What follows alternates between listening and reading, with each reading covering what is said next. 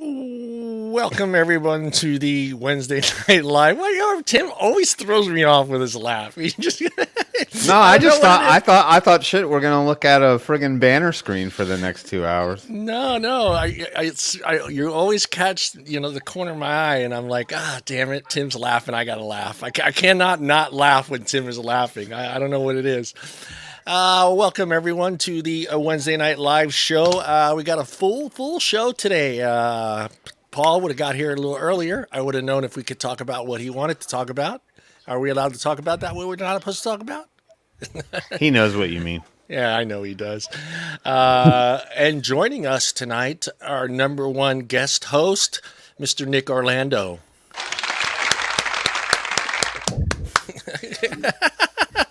Hey guys, just fair warning, I got my soundboard back, so just so he got that back, but he can't get his Facebook page back. I cannot get my Facebook page back. I figured out what it is. I figured out what was going on. It's because of the other account that I had, and I made a big stupid mistake by changing the email on it. But it was the account that I had set up when I worked for ZampleBox, so that was connected to ZampleBox's server with their email address, John Truncali at whatever ZampleBox. So when I went and said, all right, I don't work there no more. So I went ahead and changed it to a different email, and that just, Facebook went fucking batshit crazy and said, they go nope. batshit crazy over everything nowadays.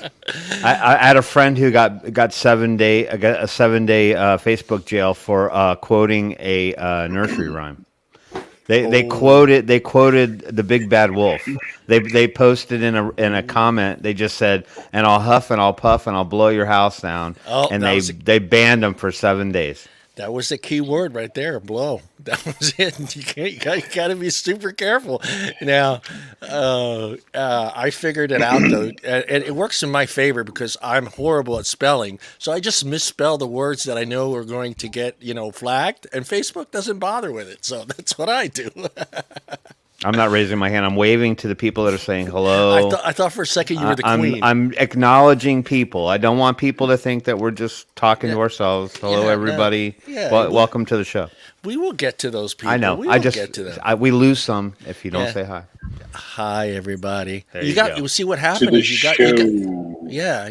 got Paul excited. He thought you were the queen there. He thought you were the queen. You were doing this thing. And see, when I become the queen, I get blurry, so we can't do that. He's like, God, the queen, she got younger. What is she on? She's on some sort of drugs. I don't know. Let's say hello to this wonderful cast. Let's start off with the man on the top. Yeah. What is it? Is it jazz hands? My jazz hands. Yeah, my jazz hands. Yeah. Let's start with Mr. Tim. Tim, how is your week going? Oh, wait. Hey, everybody. Welcome to the show. We're going to play some big hits for you today. We're going to start it off first with Lou Rawls. No, we're not going to start it off with Lou Rawls. Lou Rawls. Oh, yeah. Damn. No, I'm doing good, man. I'm ducking and bobbing and weaving through the week, just trying to get to the weekend. We had Easter this past weekend. I didn't really do anything. I didn't get an Easter basket. I didn't hunt for Easter eggs. I didn't get to have a whole lot of fun. But I did go out Saturday night and had some time out with friends. But yeah, I'm just trying to muscle through this week and get to the Nova side and partay, as they say. Not getting anything, did it feel like Valentine's Day all over again for you? Yeah, well, you know what? That's a good joke. That was a good joke. Yeah, kinda. I was all alone. There I was by the fire with my glass of wine and my Time Life Greatest Hits 4 CD set, just listening to all about all the women that came and went out of my life and why I'm alone and just can't get my shit together. That's all I did. That's all I did on Sunday. Yeah, that was me. Yeah. No, fuck it. I sat here and just worked on websites all weekend. How's that for an answer? There you go. There, we know the truth now. We know what you did all. Let's say hello to Mr. Australia, Mr. Labworks, Mr. Paul. What else can we call him? Oh, you can Mr. Down Under, Mr. 13. Drop Bears. We call it Drop Bears. Mr. 13, 14. Yeah. No, Oh wait, I'm let me give you your applause. Oh, God. Soundboards. Here we go. All the trouble's already started, as I can see. Doesn't leave much to the imagination. No, Easter I went out to a party for the first time in 2 years. Ooh. To a real party, Uh-oh. not a pussycat party, a real party. That was quite a lot of fun. Caught up with an old friend that I hadn't seen in probably 15 years. Wow. Yeah, That's good. things have And you changed. made it. You made it through. You're still alive. So that's good. So you know you can make it if you have to go to another party. You're gonna be okay. I'm There's no problems with me going to parties. All right, all right. It's not a problem at all. I'll party until the day I die.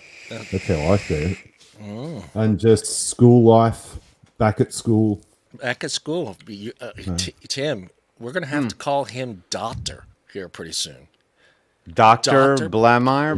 Yeah, It's Blamire, right? Yeah. Is it Blamire. Blamire? Okay. All right. Okay. I know Are you prepared for that, Tim? Are you prepared to Is call it him Doctor? well? Hold. Is it just doctor or is it PhD? That's later down the track. Okay. All right. So, all right. Then we have to do like what was the movie where we all come in the room and we go doctor. No, just Spies like us. Spies like us. Eyes That's what like it- us. That- Hello, Doctor. That's gonna be funny as hell when that happens. Doctor.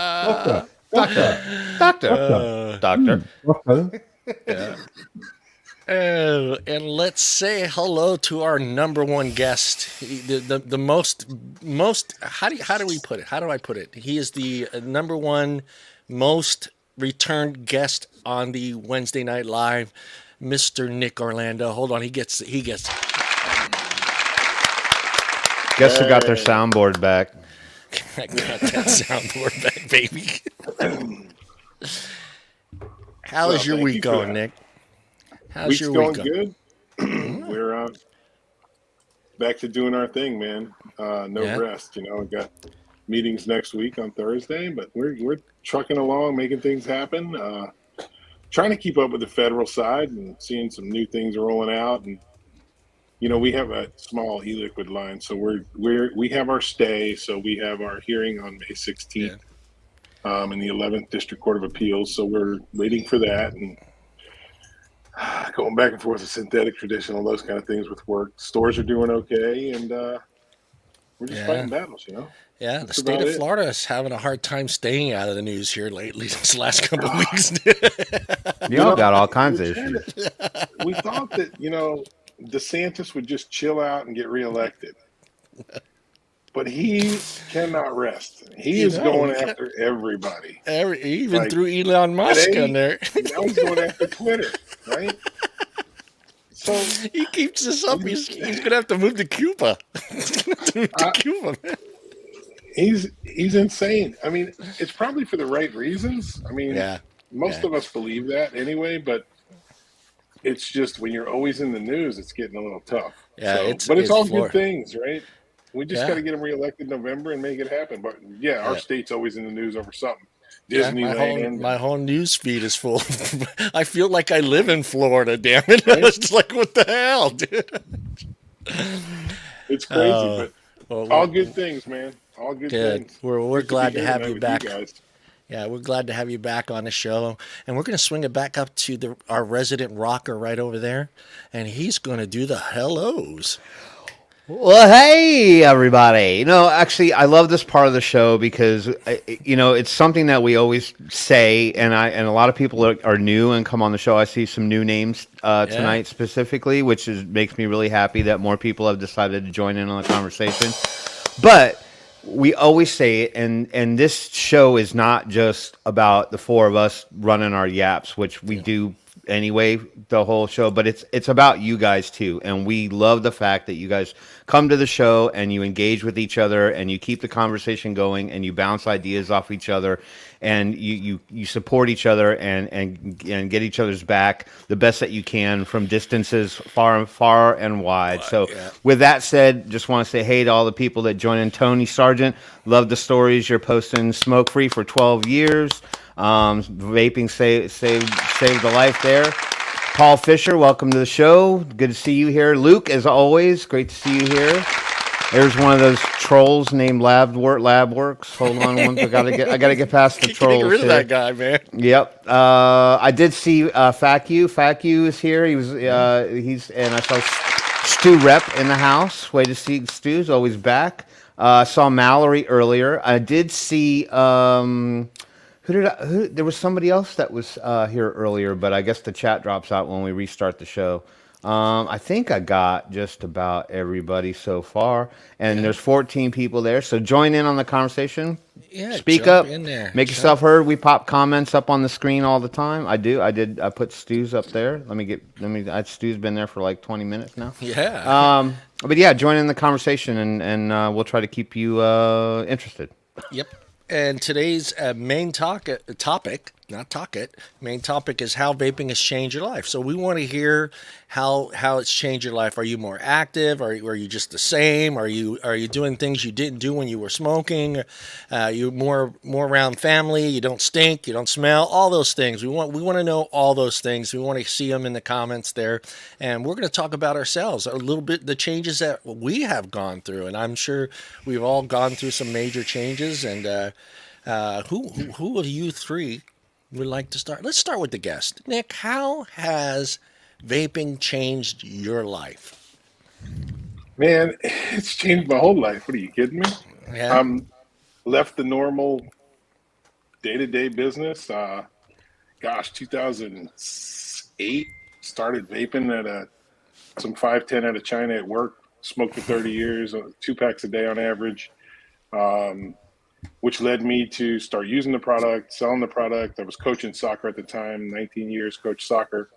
Parents were asking me for it, got it, started selling it to them, and then I thought, man, I'm going to open up a store. About a year, 2 years into that, decided to leave my real job and do vape shop stuff, and then now it's a lifestyle, right? So now I use the product, so I'm a consumer. I'm a business owner, and I advocate on occasion for the state of Florida and federally. Just a little bit. So I eat, sleep, drink, and that's about it. Everything is in regards to this industry. So when we're talking about changing life, it's changed my life totally, flipped it around and turned it. And, right. Well, you said you coach soccer. You coach soccer, so you were pretty active, because I coached soccer for many, many years too. So I know you just can't pretend and stand there and hold a whistle. You got to get involved. So do you feel like you after you stopped smoking, do you feel like you're more healthier? You can participate more in hikes and whatever you do out there in Florida? Absolutely. So it came to a point where, I'm not a little guy, right? But I would race the neighborhood kids, 12-year-old, 15-year-olds in like sprints. Yeah. When I stopped and started first vaping, and it blew their mind that such a big guy could run as fast or faster than them. And they still to this day talk about it. They're 30-something now, but they're like, man, you used to outrun us, Well, that's because that's what went from smoking to vaping, using vapor products. And I feel totally different. Obviously, I don't get up with the morning hack. I don't stink. And I don't have that, I don't know what it is, the mucus in your throat, when you're talking and you gotta, it's just, you don't have that anymore, and you speak clearer. When I talk to legislators, I don't, go up to Tallahassee and sound like I smoke 2 packs a day, it sounds a lot different. So, and you can definitely tell a smoker versus a non-smoker when you're speaking with them, before you even get close enough to smell them. So those types of differences as far as health and being, I have 2 grandkids now. So they run me around. So soccer was then. Now I got 2 grandbabies that are 4 and 5, and they wear me out. So I went through that today, Nick.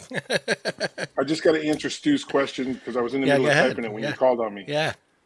It's the Innokin Cool Fire Z80 that I'm using. So the Cool Fire. I just wanted to answer that. So how about that's this is like a big one, man. And I want to know all three of you guys, but have you noticed your face better? You notice the wrinkles are gone, your skin and your face is not as oily and as greasy as it used to be when you smoked? That's I have more from face.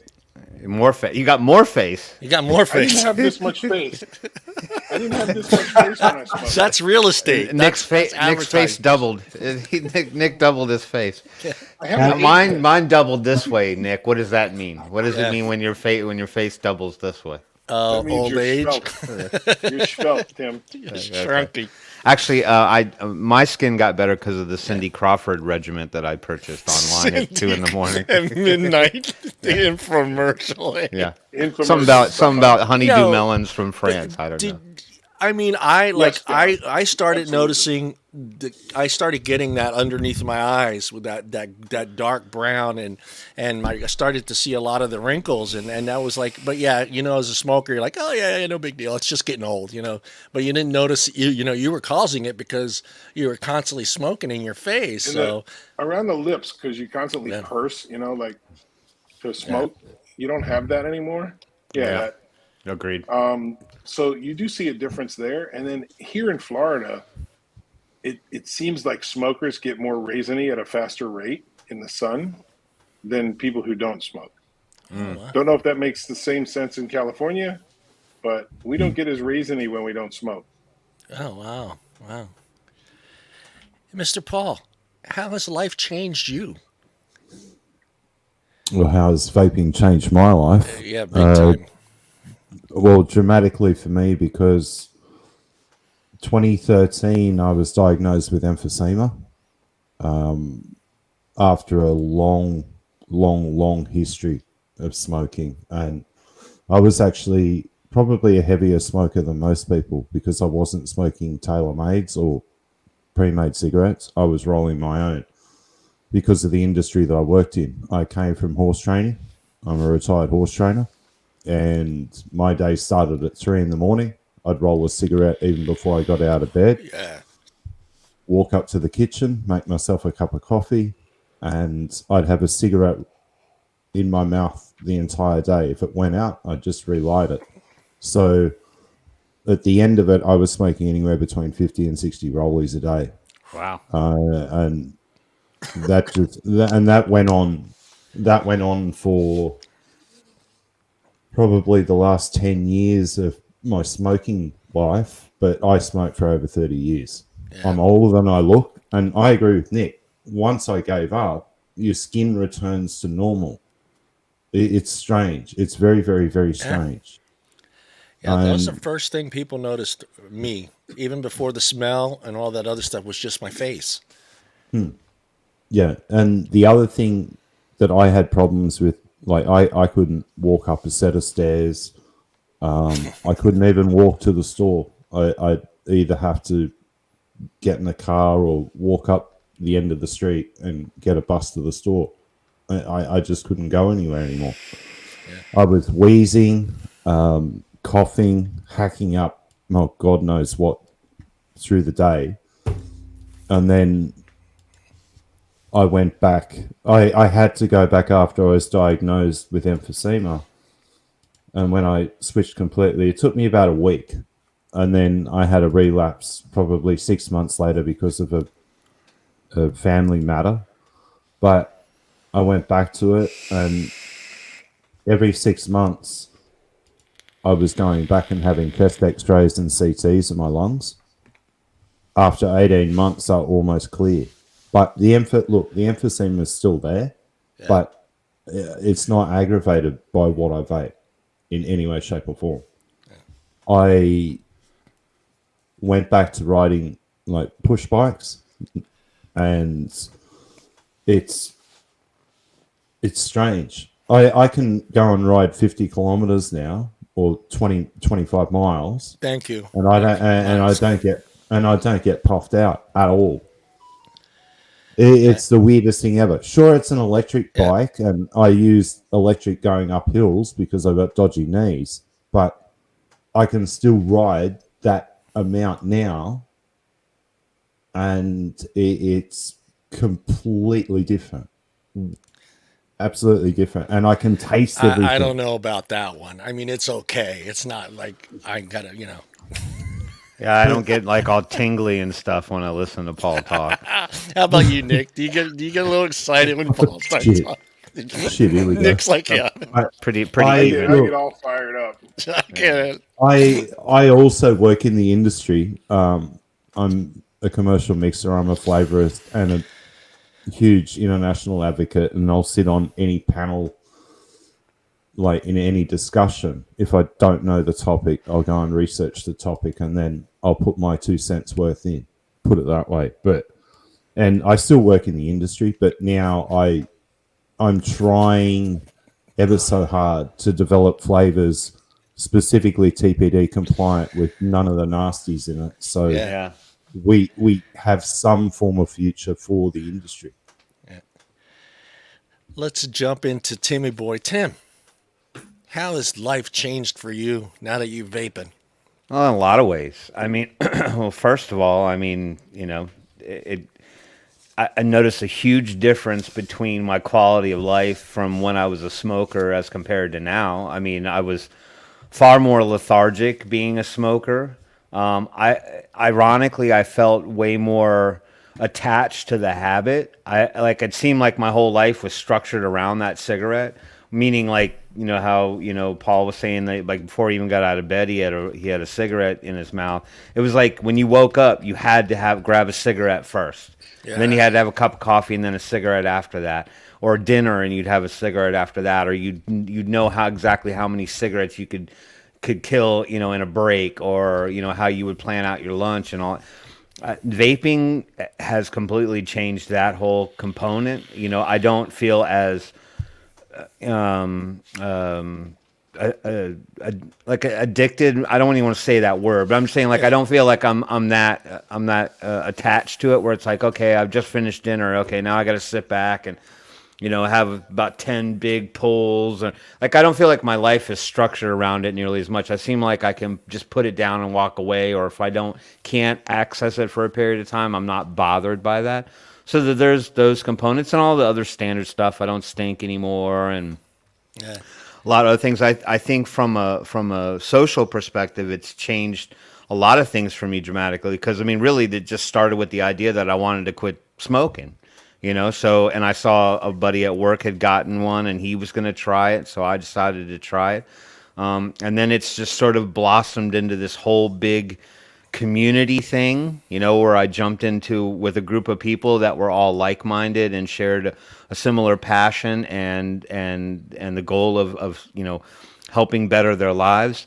And then it became even more than that. It became beyond the community, that it became groups and companies, and then it became culminating in this, doing the show, you know, where like-minded people are all sharing their ideas and talking about things like advocacy. I would have never thought in a million years, and I saw Luke commented, I'm 53, Luke, if you needed to know.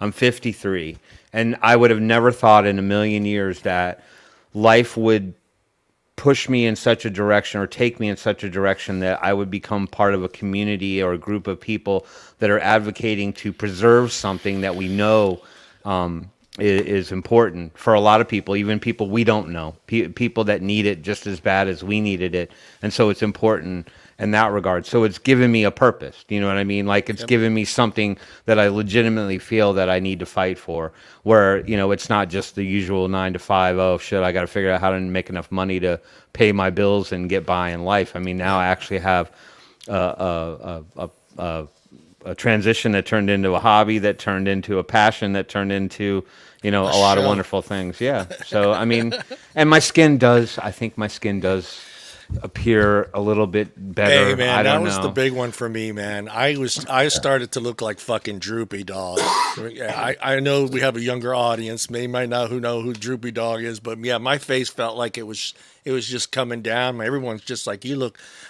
When I was 30, everyone thought I was already in my 50s. I had the bags under my eyes. I had wrinkles on my face already. I mean, my dad looked younger than I did. That's how bad it was. I have a question for everybody in line with, you know, maybe improving, you know, the aesthetical elements of yourself. Have you noticed that you get sick less often? Yep. By changing to vaping? I'm not one to catch the flu in general. Like I don't normally get, you know, major colds, but I would get like a bronchial kind of thing that would linger for weeks. and I could never get rid of this hacking sort of like saw blade cough. And then now it's like that never happens anymore. I get like the little, fly by night, little 24-hour bug thing, and then I'm over it. I wondered if that was similar to you guys, if you don't experience colds and feeling ill. Absolutely. And I even tested positive for COVID twice, but it lasted 12 hours after each time I was tested. And, Wow. They say people that are overweight and 57 and all that stuff, and I don't have any other problems, but they put us in a high risk, right? But 12 hours, and I was in I had fever. I never really felt bad, like, oh, I'm going to die or whatever, but I was in and out in 12 hours both times. And then I just stayed home because, for the benefit of the people where I work and my stores and stuff, I wasn't going to put them in danger. But 12 hours in and out, everything was fine. I think it would be different if I smoked, Yes. I think it would have been. But your common cold, I don't get that anymore. It hasn't happened to me in 10 years with the common cold, allergies and all that stuff. I just don't get it. So you're 100% accurate there. Yeah, I've been pretty good, and I'm around my grandkids a lot, and they're in daycare and school, and they're sick all the time, and I've been pretty lucky of not getting anything from them. And when I do, you're right, Nick. I'll start to feel it come on, and I'll grab 2 500 milligram tablets of vitamin C. I down those, 2 Tylenols, and the next day I'm fine. I'm literally no issues at all. Yeah, and I'm not trying to make any claims. We're not doctors, and we're not doctors, and I'm not. I'm just saying clearly the difference for me personally, just out, looking at my history with illness and cold and stuff like that. There's a big difference between smoking and vaping. I noticed that personally, so I can say that for myself. Yeah. But I know people that don't smoke or vape or partake in anything else, and they're sick all the time. Like I know, and I know our biology is different between all of us, and maybe people are more prone to it. But like, it's just funny to me. Yeah. That I know people who vape and they say I don't really hardly ever get sick anymore. That's not to say that vaping is what causes it. I'm just saying, but I know people who don't do anything. They drink, sure they drink, but they don't. They're sick like 10 times. Like every time I turn around, they're like, "Man, I'm not feeling good," or they can't go out because they're down under the weather and their kids are sick. I'm like, "Good Lord, like what?" Get a couple HEPA, get a HEPA filter or something. Quit licking your fingers, man. Yeah. Quit sharing cups with people. It's interesting. Yeah, for me it was I was in a truck for 25 years, and so my face probably didn't benefit from being in a cab smoking 2 to 3 packs of cigarettes a day in a cab of a truck for 10, 12 hours a day, and then sleeping in that same vehicle with all that smoke in there, didn't help me. But the first thing for me was my face. It was just my skin. My skin changed. It started getting some stiffness to it. It wasn't so. But for me, it was just getting my cameras back, using my cameras again, and going hiking and taking pictures.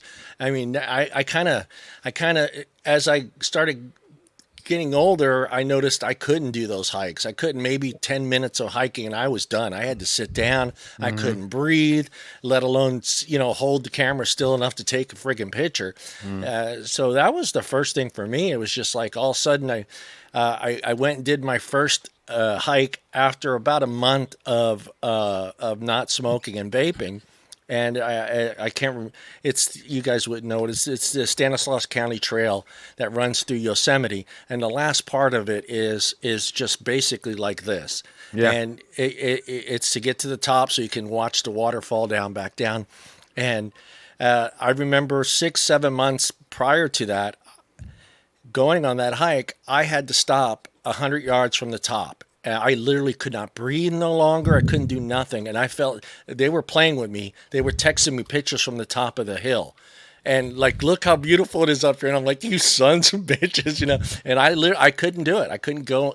I knew I was only 100 yards from the top. I just couldn't do it. So that first time getting to that same spot and just going, yeah, big deal, and finishing it and getting to the top, getting my pictures, that was enough for me. I mean, I right there, I was like, okay, things have changed for me. And you know, I now for the last 4 years, I get up every morning. I do a 2 mile walk, which I would have never done, ever done as a smoker.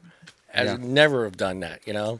Even if I said to myself, "Don't worry about it. If it takes you 4 hours to do it, do it." But no, now I get my headphones on. I get outside. I do my walk. I got my 65-year-old lady that sometimes smokes me, you know, in the morning because she's got her little dumbbells. And she's just like right next to me doing this. Come on, John. Come on, John. I'm like, Man, yeah, you just like, brought up a point that just, you know, it made me think. I like lighthouses, you know, and we have quite a few of them around in the Carolinas and stuff, and I always walk them.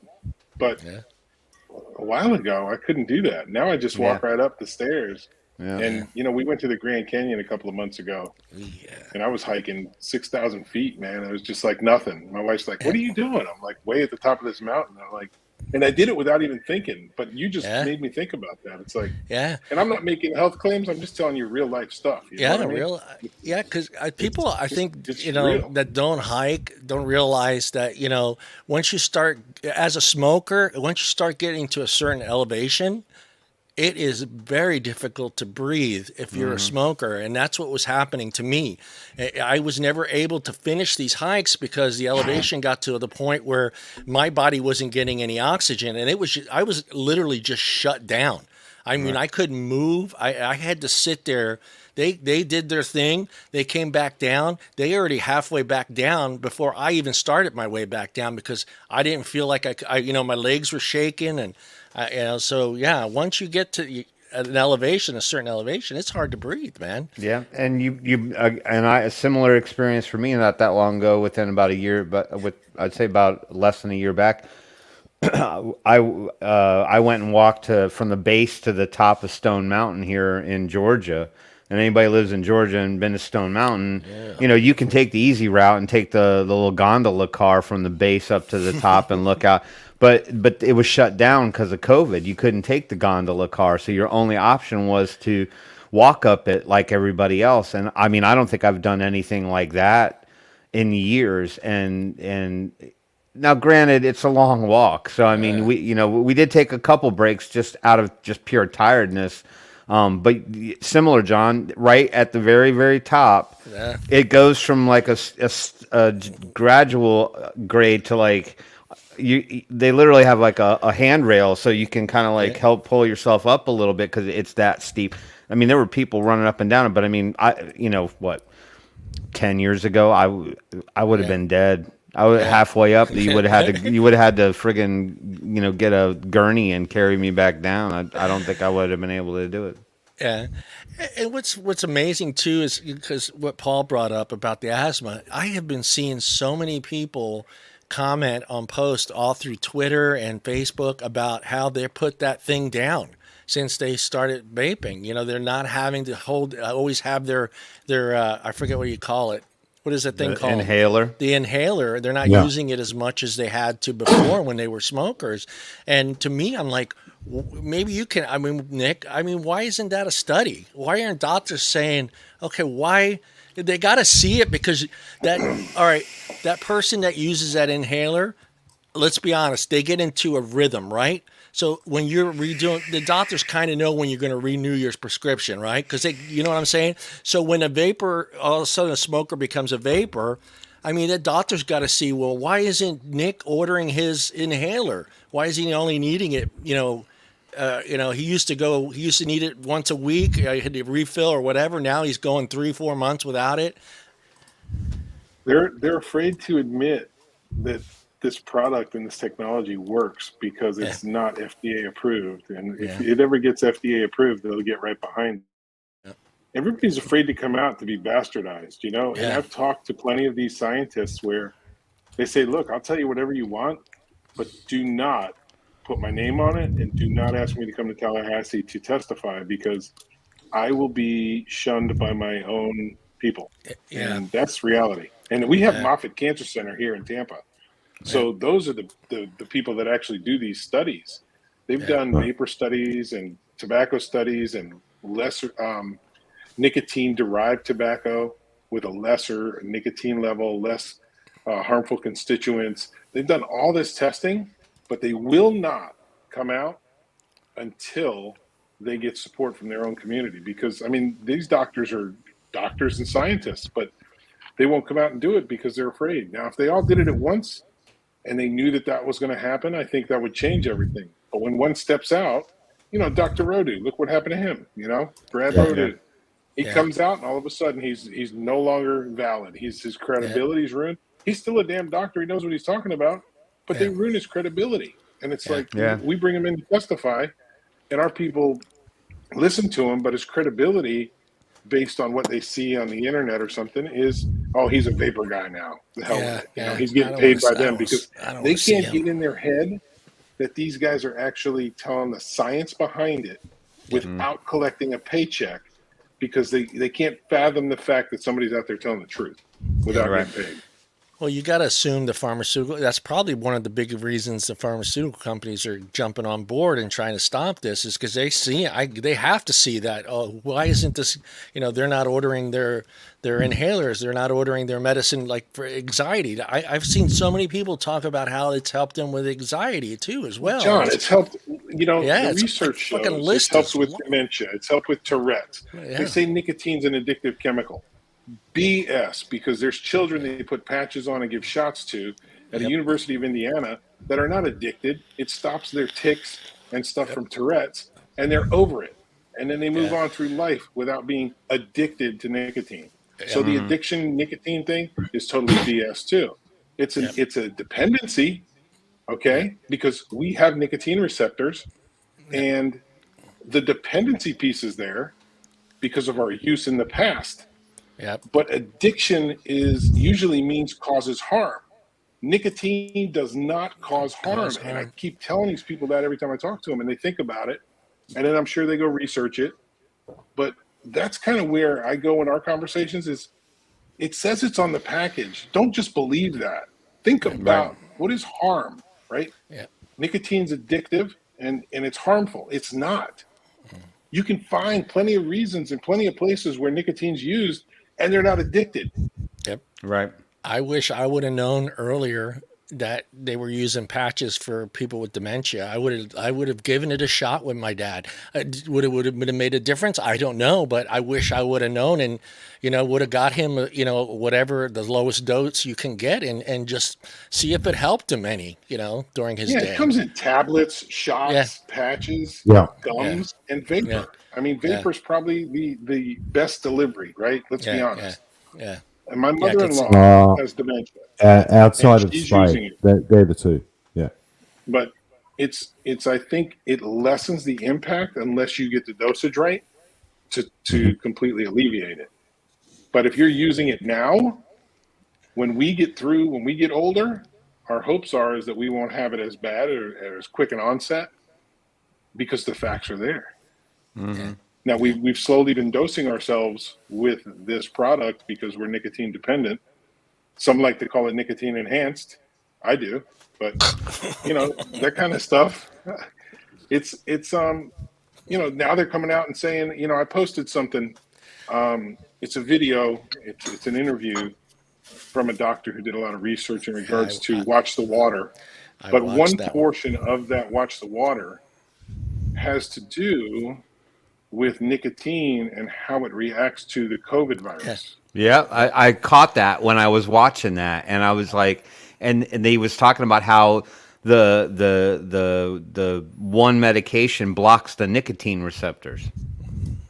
And and as soon as that was said, I'm like, that may be something to substantiate the whole idea by that study that was done that commented on saying that people that smoked or vaped were less likely to be catching COVID because Now go ahead, Nick. But I'm just saying I caught that too. The flip side of that is only 5% of people that were infected with COVID were smokers, which is a very low percentage when you think about it. Right. So how many of those were vapors versus smokers, right? Right. We don't know. They won't come out and say that. No. But they do say that nicotine use, 5% of the total population that was infected. I want that T-shirt now. There's Damn it. there's something to So it. you can go to Sons of Liberty and they have them. Yeah. It says nicotine enhanced. Yeah. Yeah. I'm sure that sinus, pisses upper a bunch of respiratory people. infections, all kinds of stuff. That's what's mind-boggling. It's just like all this stuff that it's helped. And then, it's nice too that eventually I'm starting to see people start posting pictures of their X-rays, their exams, their chest X-rays. I love it, man. If you can get a copy of it, and if you have an older one, and you can show the difference, that's awesome. Post that shit on Facebook. Post that on all social media, everywhere. Everywhere. I wish I had some old ones, from back in the day, and I wish I would have kept them, and because mine now are just clear as day. They're just like, I don't have any issues. Now let me ask you guys this question. All right, you walk into you just moved to a new town, you got a new doctor. You walk in there, and the first thing he asks you, do you smoke? And you say no, and then he asks you, do you vape? Do you want to answer that question? Should you answer that question? I don't see any reason why not to. It could go my way, it could not. It depends on how that particular doctor feels about that particular subject. But that's never deterred me from anything before. Do you know what I mean? Yeah.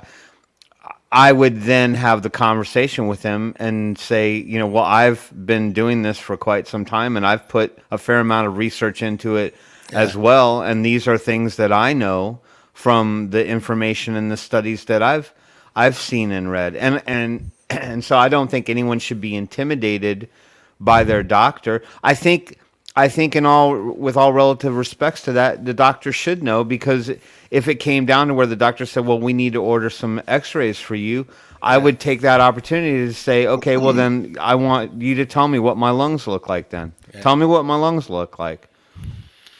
I posted my x-rays and they got taken down by Facebook. Way to go, Facebook. They were too sexy. So I take and give them, I bought a bunch of copies of A Billion Lives, so I give them a copy of that.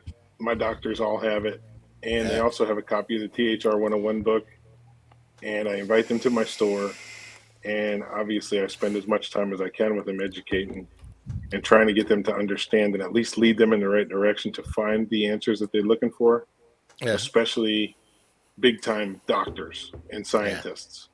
So Farsalinos, those kind of guys, I say, are you aware of this person or that person, and point them in that direction. Yeah. And they still, some you win over, and some are just like, I just don't know. Well, keep searching. You'll find the answers. They're there. Yeah. But well, I ran into it because I don't know if I'm one of the lucky ones, but I've had the same fucking doctor he just retired, so I had to go get a new friggin' doctor. So it was just like, all right. So and I'm like thinking to myself, what is this going to be like, this train, and again, I don't know if it's just because our age group, but that was the first question he asked me is, do you smoke? And I said, no, I have quit smoking almost 11 years. And he goes, oh, good. Do you vape? And I kind of hesitated there for a second, and I'm like thinking, do I want to go through this with this guy, or do I not want to go through with this guy? And I started thinking, and the nurse came in and she started talking to him, and she walked out. Well, she came in, she did my blood pressure, then she walked out and he forgot to ask me again, and I never answered him. So, I'm thinking to myself, should I have said something right away, or should I not have said something? I know, does it affect your health insurance if you say you vape? So yeah, but on the questionnaires, when you usually go to the doctor, they don't even give you like the checkbox to say you vape versus you smoke, because as far as they're concerned, so that then does beg the question, like, do you then? I just don't tick that box because I'm not smoking. Yeah, I'm not smoking. I don't check it. Yeah, You know, but if he wants to bring something up and I go, well, I vape. yeah, Well, how come you didn't check the box that said you smoke? Well, because that's not yeah. smoking. That's not That's not smoking. combustible. That's a It's not good way to go smoking. about it. That's a good I way to go mean, about it. we can get into nuanced conversation now, Doc, if you want to, but Yeah, you didn't give me a checkbox that said I vaped. yeah, So I didn't lie to you, yeah. but I don't smoke. And they Sorry. want to get you in and out of there, so they don't want to spend an hour going through vaping literature with them because he just wants to. You're a new patient. He just wants to get your he doesn't he didn't even have my chart yet, and I think that's what it was. But I think it stands to be argued with that it's an important thing for him to know, because even Right. if he doesn't agree with it, he still can't deny the testing results that Right. come back from what you were there for, or if you were having anything done in the let's say it's your general checkup and they draw blood and they want to see all the biomarkers and they don't see things in those blood tests that indicate the same thing as what they would see in a smoker. You could then say, well, I mean, I'm not trying to say, Yeah, no. Oh, it's in my proved chart. It's I on proved my my chart. case. I'm just saying, I would ask that question and say, okay, now that you know that I vape, what do the biomarkers tell you? What did my test results read? If I was a smoker, what would they have said? Yeah. And then have him answer that question, and maybe just maybe general stuff like that gets him to go, a light bulb to go on a little bit and go, you know what? Maybe there's something here that Yeah. I should look into. And I've been seeing that a lot. Hey guys, I know you're young and you feel young and you don't think you need to see a doctor. Don't wait 10 years to see a fucking doctor, man. Well, I've been seeing that a lot lately. I haven't seen a doctor in 10 years. I'm like, dude, seriously? Not even like, hey, how am I doing? Check your blood pressure, blood sugar, none. I don't know. I kind of base whether I need to see a doctor on whether or not I feel like something's wrong, and I feel totally fine. You know what I mean? I don't like I don't and when I say that, I don't mean, okay, yeah, I'm getting a little older and yeah, my knees feel a little worn out, from working or being on my feet all day. What I'm saying is that I just don't have episodes. I don't get sick. I don't have chest pains. I don't have stomach things. I don't, I don't have any sort of abnormal reactions to stuff. Everything that happens, I get indigestion like a average everyday Joe. Does that mean I should schedule an appointment with my general practitioner to get looked at because something might be wrong with me? Like, no, dude, just don't eat 5 slices of pizza before you go to bed. What? Then Stop it. you won't have that problem anymore.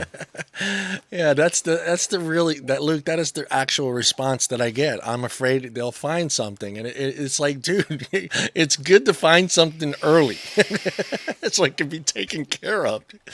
I mean, think of it this way. You wait 10, 12 years to see a doctor, and then you finally go see a doctor, and the first thing you're going to have done is a camera shoved up your ass. Do you really want to wait 10 years to get to that point in your life where I'm not really encouraged by the whole idea of going and having a camera shoved up my ass. John wants to build a relationship before he has a camera shoved up his ass. Exactly. Before he puts his hand on my back and tells me it's okay and to relax, He wants to know I want to the know guy. who he is. I want to know who he is.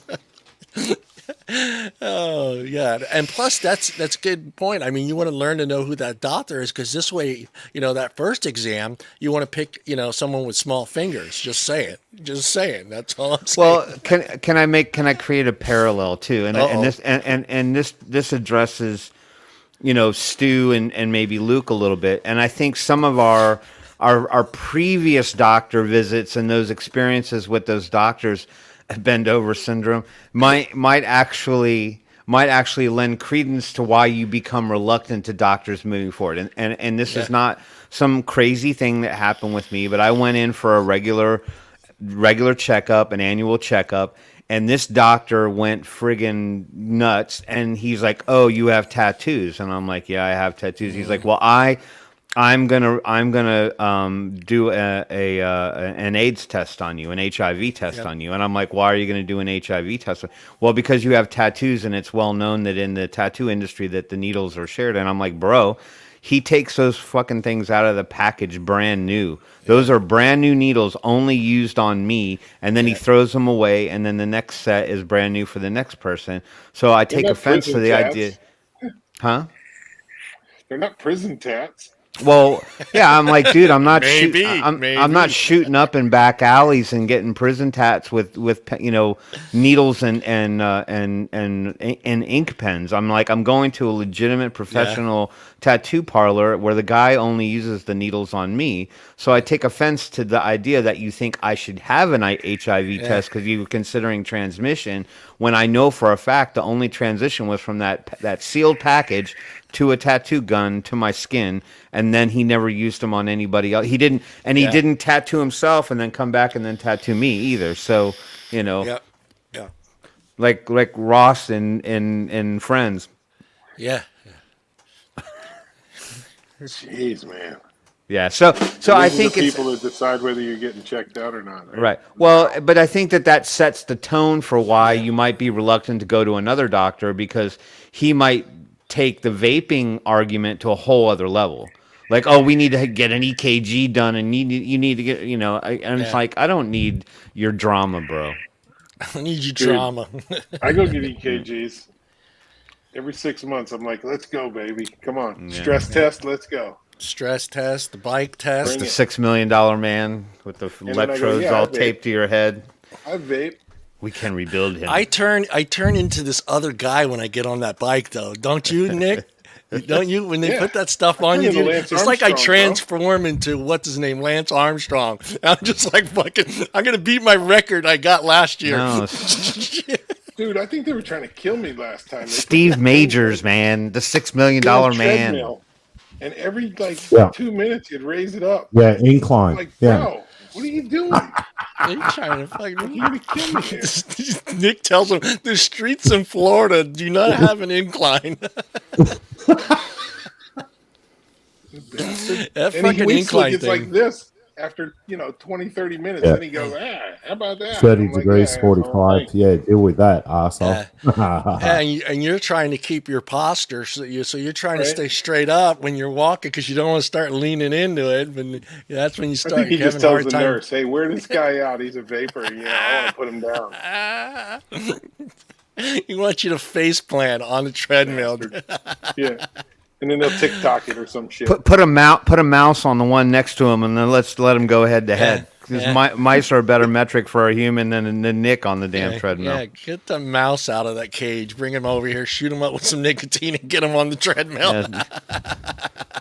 It's a game when I go there now. Yeah. Go see a doctor, guys. Don't wait 10 years. Just saying. Hey, I'll tell you, man, I wouldn't be going to see a doctor if it wasn't for my wife. She's like, you're going. It's a fucking Italian thing, dude. I swear to God. My Yeah, dad's I don't like, wanna go to the doctor. I don't doctor. want to go to the doctor. These guys are writing, what if they find something? Yeah, what if they do? I don't want to go. I don't want to hear about it. Shit. Yeah. It's tough. I learned my lesson. So And then how much credibility can you put in these people, though? They won't listen to us. That this they won't technology listen and to paper you. is safer. They're gonna do what they do. Like, oh, let's run the numbers. Okay, you're fucked up. You're going here. Get this med. Get that med. Do this. Do that. Yeah. I hate taking medication. I can't even stand taking Tylenol. Yeah. Vitamins. I don't take cool, any medicine but either. Meds, I flip out, dude. I don't like it. I'm just vitamin C. That's all I take. And if I had to take a Tylenol, I try not to. I just I don't need it. I've got a question for the rest of the panel. Throw it out there. Do you guys have to take blood pressure medication or cholesterol medication anymore? I never did. Never had. I got perfect cholesterol, perfect blood pressure. Everyone whinges about this all the time, and the doctors try telling you. I had one doctor. They watch it, though. They watch it like a hawk. Now, once you turn 50, they start paying attention to your blood pressure and your blood sugar. That's like They want to find something. Yeah. How many donuts you eat today before you came to your doctor's appointment? That's what you want to know. How many donuts did you eat? Oh shit! Here we go. Yeah. Now that's the one. We sound like a bunch of old people, but that's the one. That's the one I'm afraid of. The blood sugar one. That's the one that I think is the one I kind of keep in the back of my mind that I need to keep my eye on as I get older. See, but I don't have a lot of pizza. Yeah. See, I don't have hypertension. Yeah. I don't. I don't have migraines. I don't have headaches. I don't. I don't eat like a ton of, high foods that are high in cholesterol either. So, Yeah. I mean, I'm not like some super friggin' healthy eater guy or anything like that, but, I'm mindful about what I put in my body to some degree. Yeah. Hey, Mr. Paul, are you ready to talk about the what was the name of the thing now? I forgot it now. Aquios Labs? Aquios, yeah. Yeah, yes. I'm very interested in this. I Okay, don't think Nick's a little bit up in arms. I don't know where he's going to sit on this, but I heard a little bit about this through Phil Posado and Dimitri, and then I decided to start looking into it a little bit further. And then I find out that one of the big heavyweights, Iniken, has actually put their weight behind it as well now. It's a new delivery system, but it has water in the actual liquid as to propylene glycol. So this could actually help with people that have PG allergies. Mm-hmm.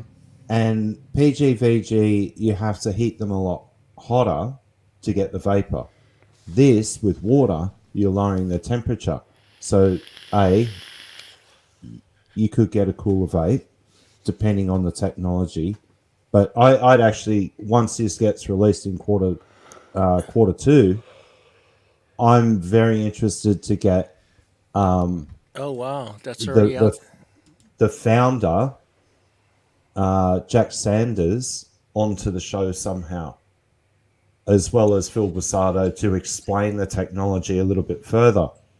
If you also go and pull up, and I will put this in the private chat so we can share it. There it is there. Phil Posado actually has done a nice little write-up on it. But I'm very curious about this. This is a whole new frontier. We've not seen anything like this ever. And Well, they said, Tho was saying in Germany they have that. In Germany, 80-20. 80% Right. VG, 20% water since at Right. least 2013. So my concern, right, is I voiced this to John, and I'm sure these guys would not endorse it if there was an issue. But the first thing that popped into my head is pneumonia. We're talking about putting humidity from water vapor into our lungs. That's just where my mind went first. So I'm in the middle of looking at more of this, and what you're pulled up here, I've watched this about faster satisfaction, reduced irritation, less harsh, those types of things. And I know the PG allergies and all that stuff where you don't get the dehydration piece. Wow. But I've always heard that water in the lungs is not a good thing. So it kind of hit me wrong. So I do want to look into it further, but I trust that like Phil Posado wouldn't lead us in the right direction. Okay. So he's done some research. I just want to know, like, I've always heard that you don't put humidity. Now Florida's humid, but do I want to pile? I want to get coffee. I vape a lot, man. So I'm like, okay, what's this going to do? Well, I guess that's why I was going to ask the question. I mean, we put a humidifier in a room, I mean, so it's putting vapor out into the air that we're inhaling, so you're getting water droplets that way. I mean, is it the concern that this is a little bit more direct, that you're putting your mouth over a drip tip and then just taking a straight blast of? For me, that's the way I think, right? I'm talking a handheld device, and I use this all day, every day. Right. So down the road, and I hate to play this guy, but when we're talking about water, I think there's a purpose for the PG, so we didn't have water in our lungs. So now I'm like, okay, is it bad? Steam rooms and vaporizers, I get it, but we're talking, I use this a lot. I mean, a lot.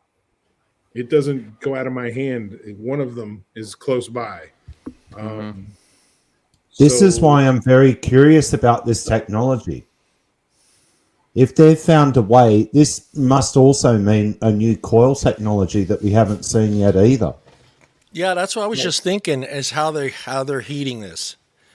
That's kind of curious. Exactly. I haven't seen the device. I don't know how they're going about heating the elements, but I mean, And Anakin's coming out with it. I mean, yeah, Anakin wouldn't come out with Anakin is probably, and this is not like a paid thing, but I'm telling No. you, yeah, Anakin releases things at a much later time than most manufacturers because their safety standards are yeah. like insane. Do we Yeah. know what the device looks like, Paul? Nothing yet. No, Nothing yet. no. Yeah. Not until the second quarter of this year. Okay. But I think once we actually do see even a prototype of this device, or we've got photos to share, I think we should go down that rabbit hole. But I would really like to get Phil on the show and the founder of this product and go right into it, because this interests the hell out of me. This is a whole new avenue. Right. And Zobai was saying that they were using water in liquid manufacturing as early back as 2013.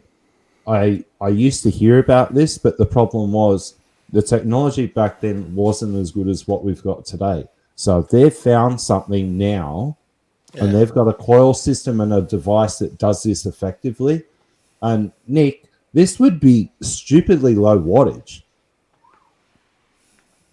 Yeah. Yeah, it could be. I mean, it's amazing. When I saw it, and I was talking to Phil a couple of weeks ago, and we didn't get too deep into it, but just the fact that this is new technology and we thought we were all grown up, it's like, wow, Yeah. this is something new. Yeah. I think it's great, but it scares me, like I said, about the water vapor stuff. And you know, You're right, Nick. I went right to that too. I went right to that thought too. But again, I trust the people that are manufacturing it and releasing it. So, you know, I don't think they'd do anything to harm anybody, Yeah. especially the Anakin people, and Phil and Dimitri wouldn't get behind it. So Yeah. I mean, that's I it do too. I mean, you hit maybe it he'll on the come on head. the show. Maybe he'll come It on the is show. any. Yeah. Well, we'll just have to wait and see. We'll have to wait and see what comes from it. And I think I was talking to Tim about it. I think it's kind of it's neat to see that innovation. They're making some changes. You know, they're developing a better product for us. So I mean, you would think eventually people will start to see this. Well, you know, these companies are spending millions and millions and millions of dollars to make this product even safer and better. So it must be working. We should look into it some more. I mean, something like that has to give eventually for the public. I mean, I'm really curious about it because yeah, PG provides that throat hit, right? yeah, That we sometimes crave, I think. Right. Then the inception of Salt Nick increased that with a little bit of smoothness to it. Now you're going to water, and I don't think you're going to get that. But right. unless they figure out a way to make it happen, Well, I don't know. Well, maybe it's one of those things where it's like many things in vaping where one thing works better for somebody than somebody else, like you just said, there's somebody that like desires that throat hit, and they'll be the person that chooses to not use a product like that, and then there'll be the person that needs more nick than the next guy. One guy's like, I'm totally fine on 3 milligram all day long, every day. And the other guy's like, I'll do my 6 here, but I need my 24 and my 25 just to kind of help sort of like, buck the craving. So, and I was saying that we had a back and forth on Twitter the other day. Old Surgeon General Jerome decided to jump on Twitter and post some crap his wife sent him in a text or whatever about being in the line at school and the parents picking up their kids, and they were talking about how the parents were vaping in the car with their kids. Now, for one, I certainly am not going to have an argument with somebody of whether or not they think it's safe to vape around their kids. I would just simply say, you know what, if you want to make a good show of it, it's their life. They can do what they want, but maybe you shouldn't be vaping in the car with your kids. Just as pure, concern for the people that are in your life. But this nurse jumped into the commentary because they kind of wanted to go down this path of how the vaping companies are are making smoking cooler again by making vaping this popular thing. But we were going back and forth on this the whole idea of it all, and there was some really good ideas thrown out there. But this nurse was just all over the place about conflating the issues once again, and E-Valley and the whole nine and all that stuff. But a lot of different subjects were discussed. I lost my train of thought there on exactly the point I was going to make. I knew he did. Yeah. I knew he started rambling. I go, Tim's forgotten what he's Yeah. going Well, I'll come back. I'll remember what it was. But I mean, it was some really good exchange in there. Yeah. I could tell. We've done this so long with Tim that what is train of thought, Alex? What is train of thought? There you go. Yeah, I mean that's a touchy subject. We tried to every now and then through the years that question has come up in the ZampleBox family page about vaping in the car with your kids and in your home with your kids, and that thread always ends up having to be shut down because you got two sides. There's a side that hey, I can do this, it's safer, I understand, and there's that side, it's your kids. You shouldn't vape in front of them. You're teaching them this, you're teaching them that, you're polluting. It's a bad subject. That one, and the other one is, what is it? You guys know what it is? Should you plug your mod into your USB port to charge your batteries? Of course, those are the two most hotbed conversations you could ever have in a vape group. You want to start a fight? Just go into a vape group, and just type, "Can I plug my can I charge my batteries through my mod? Through the USB cable?" Well, and I was just going to say that nurse hung in there for quite some time until finally there was like enough of us to shut her basically down. The typical response, like, "I don't really want to talk about this anymore. Y'all have a nice day," and then they dodged the thread anymore. She did the old thing, Tim, where she just said, "It's my ball and I'm going home. So fuck you guys." She put her chips on the table, and then all the other gamblers came to the table too. They wanted to get in on the action. So who said it? Was it who said it was in Germany already? Oh no, it was Tho. No, Yeah, Tho said it was nothing new, that since 2013 they had 80 VG20 water. So a question for you, because you probably have gotten to try both of them. Do you notice a difference in flavor between the two? Say, I don't know if it's possible that you have, I don't know what flavor bases you have tied to the water one there. That company looked like, I think they had 5. So I don't know, maybe in Germany they got a couple more flavors that are out there, but was there 2 that are similar flavors? Did you notice a difference? Could you tell you were vaping the water one compared to the VGPG one? Is what I'm trying to get to somehow. I've personally mixed with water, and I've also mixed with vodka as well. You son of a bitch. No, seriously. And when you use vodka, all you do is you put it on a magnetic stirrer on a heating plate. The alcohol burns off, but it gives more of a throat hit. You've still got that note. No effect on flavor, because 90% of flavors are water soluble, or 95% are water soluble. Some you'll have to mix it. Oh no! That one's never. That one's never gonna go fucking away. Popcorn lungs is never gonna go away. But I love diacetyl. It'll bring back the really good custards. I don't know what Tim was doing. I thought we were in school there for a second. I'm raising my hand because I remembered my point. The train came back into the station. Oh, hold on. Yeah. I'm blonde, folks. No. The point I was going to make is in the thread, we were talking about. She kept throwing out all these research articles. Like that was her evidence that vaping is bad for you, and like all these studies. And she was trying to cherry pick little comments out of it to try to substantiate her point.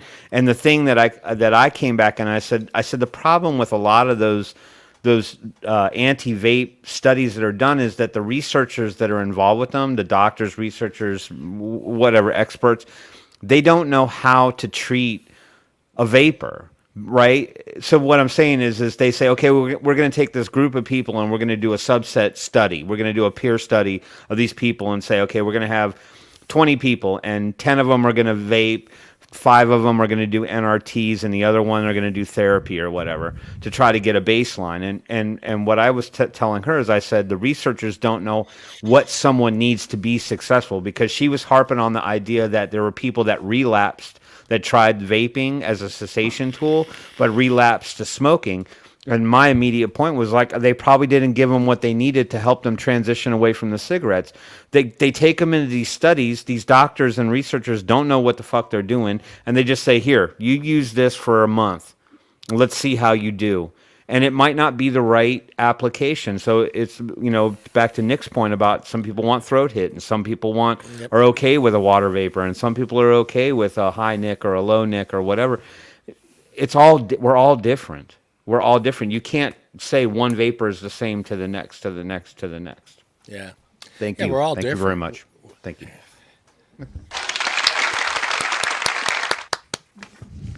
Awkward. Oh, man. Did you want to talk about the other thing going on in Australia? Can you talk about that or no? No, Not not yet, at the moment. Not at the moment. Sorry, guys. You can't talk about that. I still don't have any. Well, okay. I'm going to mute you just to protect yourself. I'm going to mute you to No, protect the yourself. premise- Nick leaves. No, the premise of it, Nick, is that they're trying to enact a T21 law, but then they're also looking at the New Zealand model to try and bring in that if you're born after a specific date, you will never be able to buy a tobacco product. Yeah. Oh, like the thing I was talking about in the news last week. After Right. it was in, I can't remember. Was it in I can't remember the country now. But anybody born after 2010 would be completely. Sweden, right? Yeah, anybody after 2010 would not be able to purchase any tobacco product. Yeah, well, New Zealand's doing a very similar thing. Australia's looking at it, and we've got an election in the wind now in the next few weeks. So let's see what happens. I think you should run. We don't know. You should run. Just run. Just get What, some run people. to the store? What, Yeah, run run to the for a store for more seat. beer? Run for one of those damn seats. I don't know what you got over there. I don't know if you Be call like them a seats. gelding, Paul, and run. Yeah, you just you should just run. Go for it, man. No. Yeah, No. I know someone that if I got into politics, they wouldn't speak to me again. do you have But I'd city be council? kicked out. Yeah, but I'd be kicked out in 5 minutes. I'd walk into a council meeting and, mate, you're a cunt. See you later. I'd be gone. There's that vaping punk rocker, Yeah. Paul. Paul would say, "I am not bowing to the Queen. I am out of here." No. No, honestly, I'd swear at someone within the first 30 seconds of walking in. But you never know. You just jump on there. Just give it a shot. Oh, look. Paul would walk in and get out. That would be his campaign poster. No comment. Vote for Paul. Yeah. You know how many people would actually vote for you if you had a campaign poster that looked that way here? Probably a lot. Probably a shitload. Probably a Australia? shitload.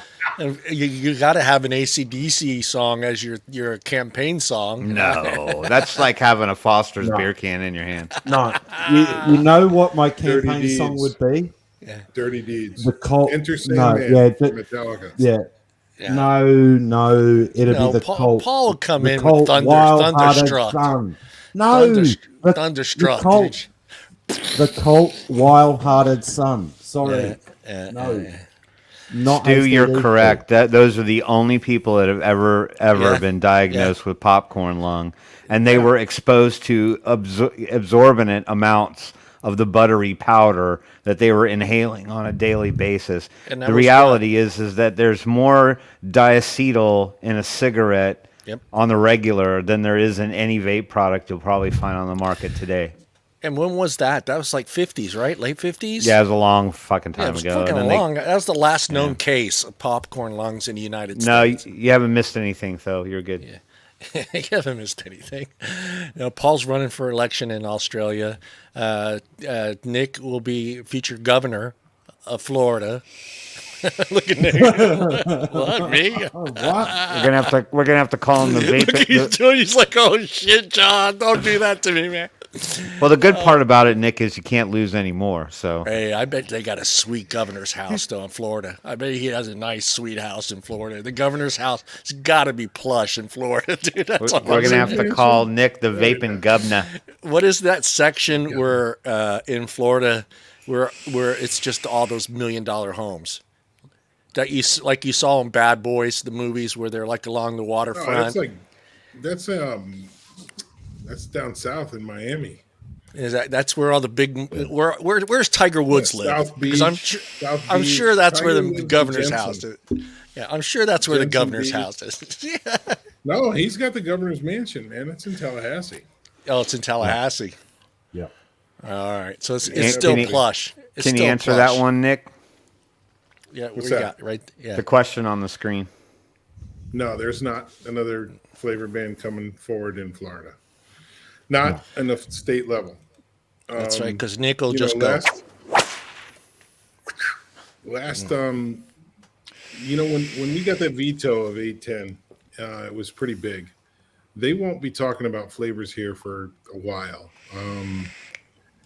As long as DeSantis is in office, I don't think you'll see a whole lot of craziness happening because they know he'll smack it down.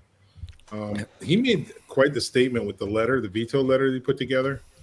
And thankfully, we, along with some other states, are able to use that going forward to say, do you really want to put this up? It's just going to get vetoed. I mean, look at the letter. It's simple. Yep. So, that's kind of where we worked this last time when, preemption, which allows or doesn't allow municipalities and cities and counties and all that to create their own laws in regards to vapor products. We're separate from tobacco, and you can't create a separate law as, say, a small town like Zephyr Hills or Inverness, Florida, where you can't just go and say vapors banned or flavors are banned because preemption. So when we did that whole SB 810 thing and a lot of our community was involved, it covered that as well. When he signed this year, where vapor was separate from tobacco, we got a separate permit and our marketing standards. So we can always fall back on, look, if you don't want, the flavors all boil down to kids, according to them. We gave them 22 initiatives and said, you want to address it? Here they are. Go address it. Yeah. Then enforce it. And then your kid problem's gone. And the governor helped us strategize with that. Now, he didn't intentionally do it because he's a freedom fighter and he loves adult freedoms, is why he did what he did. He didn't do it for, I love vapors and I use the product. He did it for adult freedoms, and you can see that by a lot of the things that he's going for now. But I think if they try to take anything away on the other side, I think they're going to get that same pushback because he truly believes that we, as adults who choose vapor products, should have the choice to do what we want, and flavors is part of that. Keeps us off combustible tobacco. Right. So he's What smart. a wonderful world that would be. What a wonderful world that would be. Yeah, I wish, it sucks that we fight our butts off like this, right? Yeah. In states, and then the feds just smack you down. Yeah. Well, they got that power of, do you want funding for other things? They always throw that in your face. Well, if you don't go this way, well, you know what? That funding for your roads, or your funding for your that future train that you want to build that runs through your state, that money might not be there for you. And it's a COVID sad- relief, monoclonal COVID antibodies relief. got taken away because everybody. DeSantis was pushing really hard against the federal on so many levels that they ended up taking away monoclonal antibodies from the state where it was successful in our state. They took it away and said, you know what, you can't have that now. Yeah. So Yeah, they find ways to get their They money, play that man. game, John, and it's the They game play you're that talking game, about. man. Yep, the game of paying a little more. I'm seeing, I hate getting into Thankfully. politics, but I'm seeing a lot of more people this year having to pay taxes. I wonder why. I've seen thankfully- people that haven't paid taxes in 5, 10 years, and this year, for some Right. reason, it's like I have to pay $1,200 this year. I said, well, I wonder why. I wonder why you paying Remember that $1,200. stimulus? Remember that stimulus check? Yeah, they want it back. It's odd that it was exactly $1,200 too, wasn't it? Yeah, they want that back now. They want it back. They want it back. But thankfully, our governor doesn't stand for the normal Yeah. walk that everybody else walks. So he fights back on everything. So it's not just any one topic. So, yeah. You're I more don't involved foresee in it, Nick. What other states do you feel are like Florida? Can you name some other states? I mean, Texas. You don't hear no rumblings in Texas with vaping. That's pretty Texas, Tennessee. They fight their butts off in Colorado and Arizona, but it's working. much Timmy State, Georgia. Georgia's been real good. They're good. So it's kind of that southeast quadrant, Yeah, it's including just Texas. And Colorado and Arizona, they go through it every once in a while, but they win because they're great fighters out there. Their organizations are strong. Montana. Thankfully, they have a representative who also is a vape shop owner, Ron and Deanna Marshall. So when Montana comes to it, Ron's up there swinging away and helping them guide through them. And got he's a Matt voice over to there listen too. to. They got Matt over there too. Matt Cully, yep. But Utah's had a couple issues. Utah had a couple issues, but they kind of, in a way, they kind of just leveled it off. They're like, okay, we're going to tax it. Nothing's coming in. Done. End of story. And they've been quiet. And Pennsylvania too. I always bring it up, but they've been pretty much they put that tax in, and everybody it's just they slammed Pennsylvania. They slammed it. But there's no rumblings. There's no flavor fights. There's no where I can and can't put a store. I haven't heard any. Have you guys seen any people from Philadelphia or Pennsylvania complain about the tax? Oh, yeah. I haven't seen. Have you seen them? Yeah. I haven't seen any, and maybe they're not writing in the chats that I'm in. As far as the groups that I belong it's to. Savage, man. What they do in Pennsylvania, I mean, some of the things they're walking into stores and just. It's almost friggin' organized crime, man. It's disgusting. Well, it is These Philadelphia. manufacturers and distros. Yeah. It's disgusting what they do. Yeah. Well, I think they kind of almost want to make it into what they have with the liquor stores. They want to have those state stores, and I think that's the push there in Pennsylvania and Philadelphia is to have that state-owned vape shop, which be kind of weird. Close at 7. You're talking about all these states with taxes. They're leaving them alone because they're making money now, right? They're making money. Yeah. They're making money. They're not. There's no fight. There's no battle there. And the feds are taking care of us, right? They're snuffing us out by themselves. Yeah, Sure. Yeah. Timmy, are you ready for some newsy? Sure. All right, let me get your bumper, and I'm going to hit the right. I'm going to hit the right one.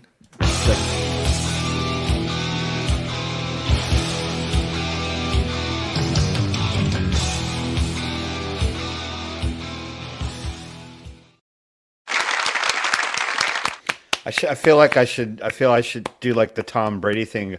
Let's go. Oh, you got Tim excited. You got Nick excited there, man. Because I feel like tapping some damn papers tonight, folks. Tippity tappy time. All right, so yeah, let's talk some vaping. Let's talk some vaping, you vape whipped people. Yeah, so we're going to talk a little bit about the Dutch. We're going to go over to the Netherlands, right? So let's talk about the Dutch. Hold on, I need to share my screen. They're good people. The Dutch are good people. That's probably one of the coolest countries I've been to on all of my travels. Like, I've been a lot of places. I got nothing against any place that I have been. But I have to say that I probably had the best time and met the coolest people personally in the Netherlands. So kudos to the Dutch. Kudos to the Dutch. All right, so we're going to talk. This is an article that came off of Regulator Watch. I just thought it was a little interesting. It's kind of like advocacy in reverse. It's good to talk about other places where advocacy is alive and thriving and doing well, and people getting involved in government decisions and things like that. So this addresses, they were getting ready to enact a flavor ban in the Netherlands, and they've now since postponed it for 6 more months. And so, to get into the weeds of it, the Dutch cabinet has postponed a flavor ban on e-cigarettes in the Netherlands for 6 months. So while they were in the process of approaching the point of instating the ban, they were putting together a list of ingredients that could be used in the manufacturing of tobacco-only flavors. So they were putting together a list of ingredients that would be allowed by the government to be used in the non-flavored, which tobacco is a flavor, but in the natural tobacco-flavored e-liquids. And this was instituted by a organization within their government called the National. Now this is what throws me off on this one: the National Institute for Public Health and the Environment, which is otherwise known as RIVM or RIVM, which I don't know how that acronym translates to what I just read, but at any rate, it's their responsibility to put together the list of ingredients that would be approved for usage in the manufacturing of e-liquid for the tobacco flavors. And so a trade association, it's kind of like AVM or AVA or any one of those particular companies that lobbies for the vapor industry, they warned the Ministry of Health actually they warned the Ministry of Health, Welfare, and Sport that the list included carcinogenic substances. So they noticed some chemicals that were included by the government as being safe, as the vapor industry saying, what are you doing, you fools? You can't use this stuff. This is unsafe. So what they've decided to do is pause the vapor ban so that RIVM or RIVM can go back and investigate the list and take a little bit closer look at about, with regard to exactly what they're doing. This trade association is called e-Sigbon. I guess that's how you pronounce it. It's ESIGBON, e-Sigbon. They stated that the government basically just has very little to no knowledge. Rhythm and blues, that's right, Paul. Good one. Ba-doom. They openly state that the government really doesn't know what they're doing. Like they just are reacting. It's a knee-jerk reaction to a growing industry and the whole conceptual idea about flavors and those being available and being attractive to a younger crowd, that they don't really know what's in vaping. They don't know what chemicals are used. They don't know what things are, byproducts of. So they're just sort of throwing things out there. So they've, basically admitted that the government doesn't know much about it. And they believe, e-Sigbon believes that if you go forward with this ban, that you're going to be making a very egregious error, because you're just going to leave the platform more open to people being smokers. So in preparation for a ban on non-tobacco flavors in e-cigarettes, the list compiled by RIVM listed these 2 things, and I hope I say them right: isophorne, that's spelled ISOPHORNE, isophorne, and pyridine, which were on that list, and both are known to be carcinogenic within the e-cig industry, and consequently the vapor industry does not use those 2 chemicals. So we stay away from them, much like we would diacetyl and things of that nature. We know that they're not good to be in the products that we use, so we just don't use them. We just back off of them. The trade association also submitted a WOB, which they don't describe what. So if somebody from the Netherlands is on the show and can tell me what a WOB is, I'm guessing it's something equivalent to like the Freedom of Information Act, where they say, you got to reveal what your process was to determine why you came to the agreement on these particular chemicals that could be used in those products. So they want to know why or how those 2 chemicals happen to slip beyond the eyeballs of these people who said these are safe and these are not safe. Work of breathing. Work of breathe? Are you making shit up now? No, Or are that's you what a Googling WOB. something? That's what I'm Work seeing. of breathing? That's what it says. Well, breathing is work. Okay, so let's let's keep going. So the trade association. So let me read the full note. The trade association also submitted a work of breathing. I'm not buying it for $1 yet. To request that what went wrong and revealed that get this, folks, that much of their guidance, I much of googled the it. okay, I believe you. Then Google knows everything. I'm a French model too. Much of their guidance came from input from, of all people, everybody, are you ready for this? The Canadian Health Authority. So what is the Canadian Health Authority doing, leading the guidance on what happens in a Dutch country?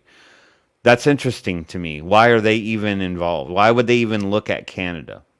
Not to say that Canada doesn't have some intelligent people. I'm just saying Canada of all. Why didn't they go to the UK?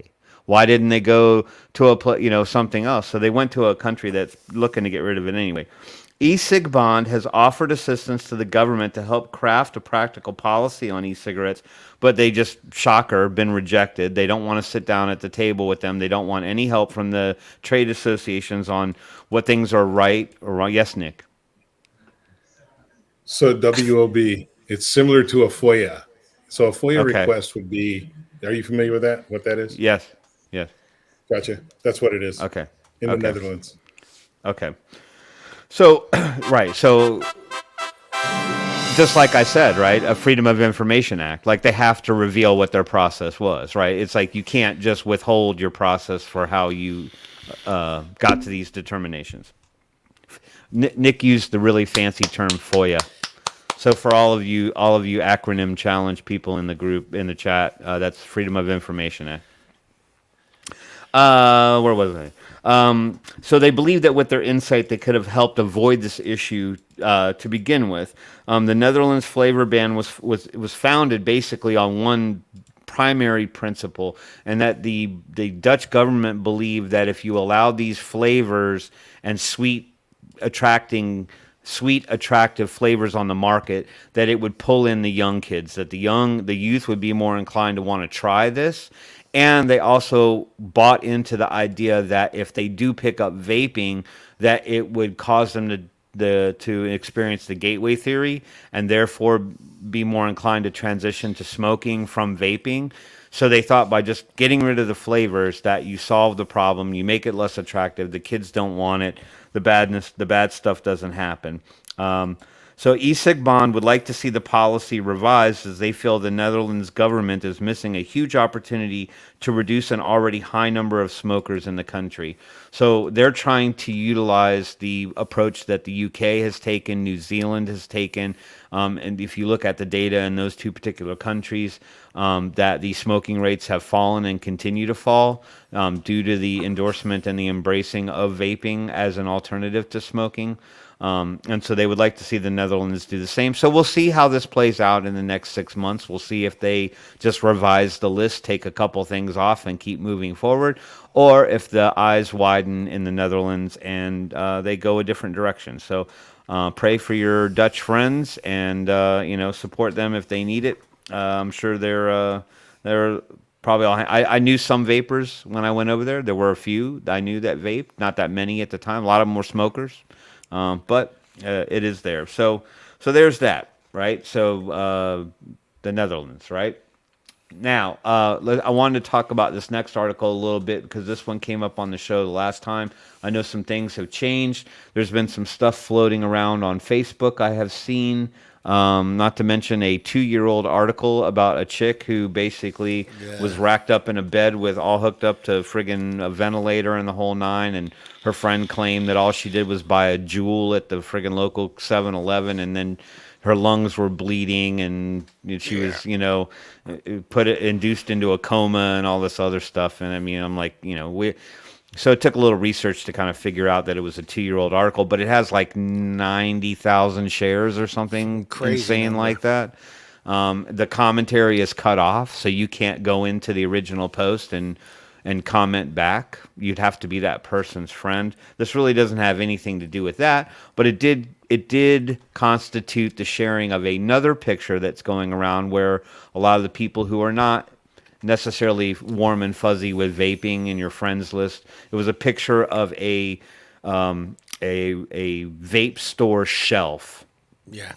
with a picture of a bunch of Nick Salt products like disposables and not Nick Salt, but synthetic nicotine products, with a sign that basically said after June 14th or something like that, they can no longer get any more of that stuff. So if you really wanted it, that the law had been passed through the omnibus bill, and they would no longer be able to buy it. So stock up now. And so a lot of people are sharing that out of fear, thinking that a pure, an unadulterated vape ban is coming down the pike.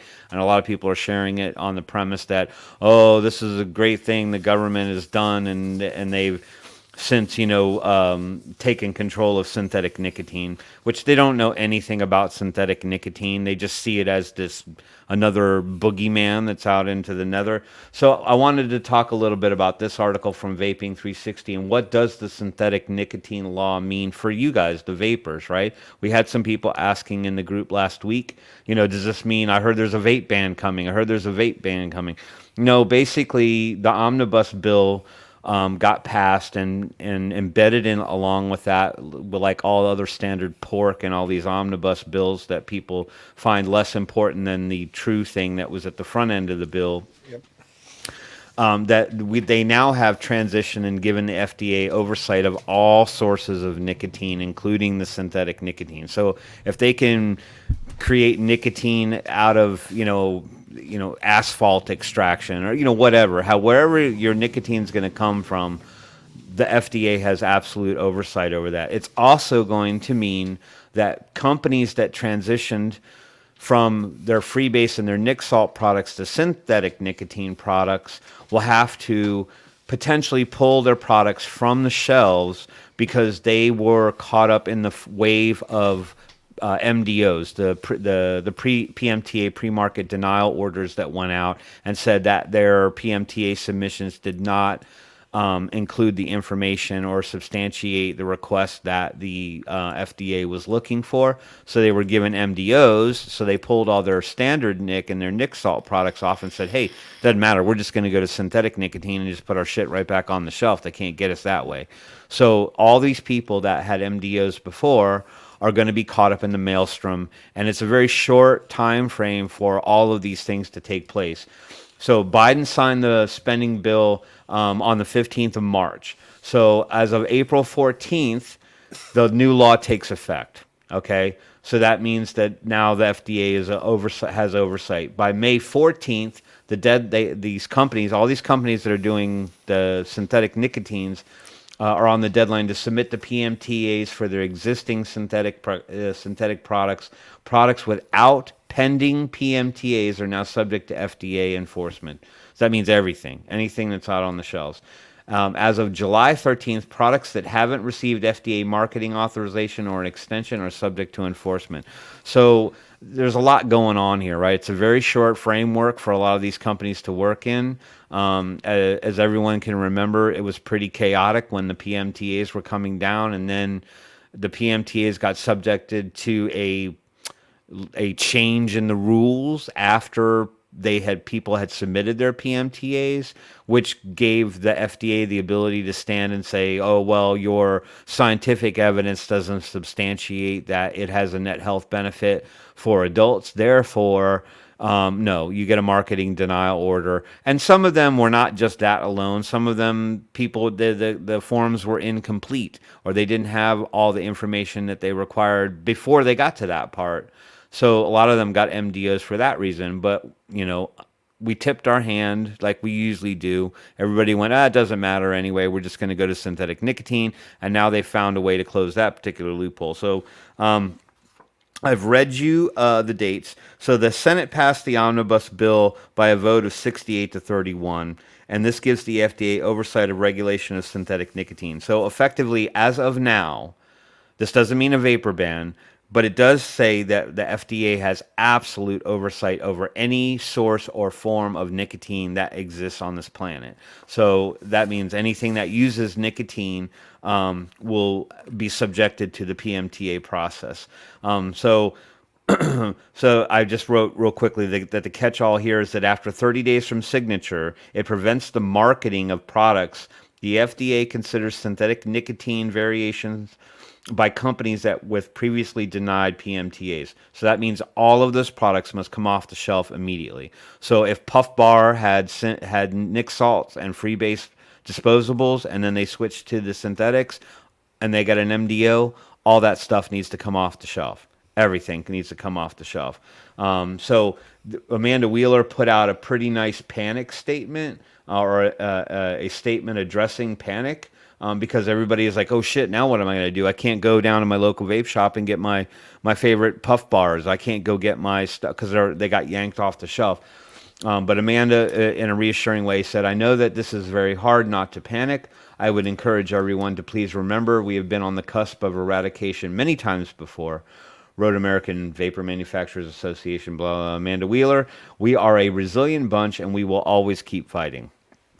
So I think that doesn't mean that we can breathe and we can rest. It just means that people aren't going to give up. People are going to continue to fight for this as well.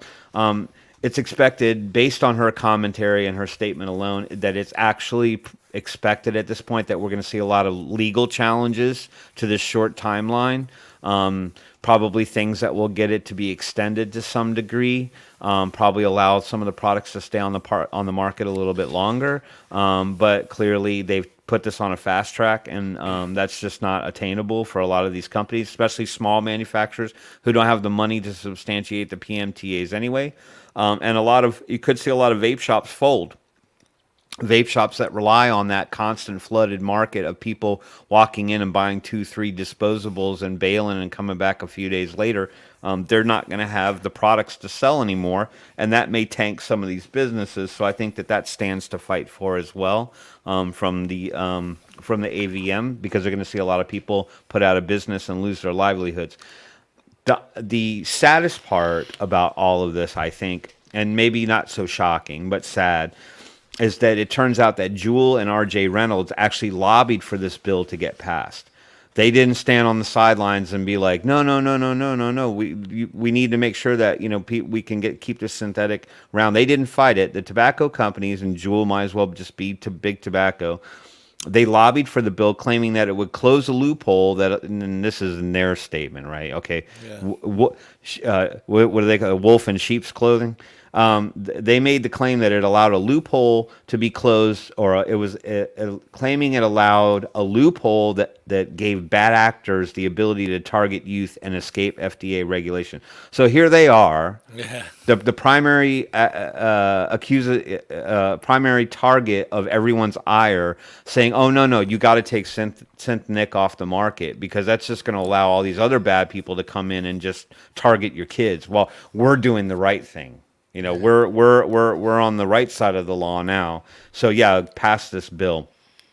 It was said that the bill will force thousands of products off the market launched by small e-liquid manufacturers who were left in the wake of the initial round of pre-market denials. In addition to vapes that use synthetic nicotine, it's also going to affect. You have to harvest a whole hell of a lot of eggplant and tomatoes.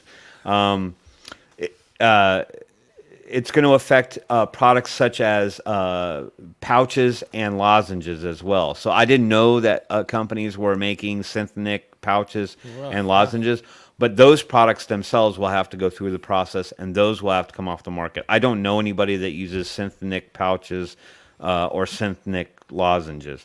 And here's the other one. So sorry to all you hemp people out there. No offense. What? All the hemp people. It consequently will also impact hemp cigarettes with added synthetic nicotine unless they can somehow prove that it has a net health benefit for adults. And I don't think that they'll be able to get that one through. So my takeaway on that article was that I just said that panic sets in often when these bills are passed. And I think it's just overall we need to stay resilient and support the groups who help fight for the cause, the ones that can be on the front lines and stand up for the little guy, us. But when we have an opportunity to fight for something or stand up for it, then I think we should, as consumer advocates, by all means, put your hat in the ring, make your voice heard, things of that nature. I did not find anything specific this week that had that gave a platform to speak on any new advocacy that anyone can join in, any new flavor bans or state things or anything going on. So I thought we would just review the 4 that we did last week and remind anybody who wasn't here last week and didn't catch on to these. There's several calls to action going on right now on CASA's website, and you can take part in any one of these that you so wish, or at least alert your friends, let them know if they want to stand up and fight for it. If they're mad, they heard that they're going to take it away, say, hey, man, but you can go fight, dude. You can go. Here's a link. Go to CASA's website, sign up for this, sign up for that. Send a letter, man. You see you have one in Colorado, which is they already put a tax. They already put a tax, but they're gonna try to ban the vast majority of products that they wanted to tax. So they taxed it. Now they want to take it away. So that's going on in Colorado. You got one in Brunswick, Maine, which is a flavor ban. I think everybody should fight for that one. We're 2 days past that one in terms of the meeting. Hopefully we can get an update on that now that meeting has taken place.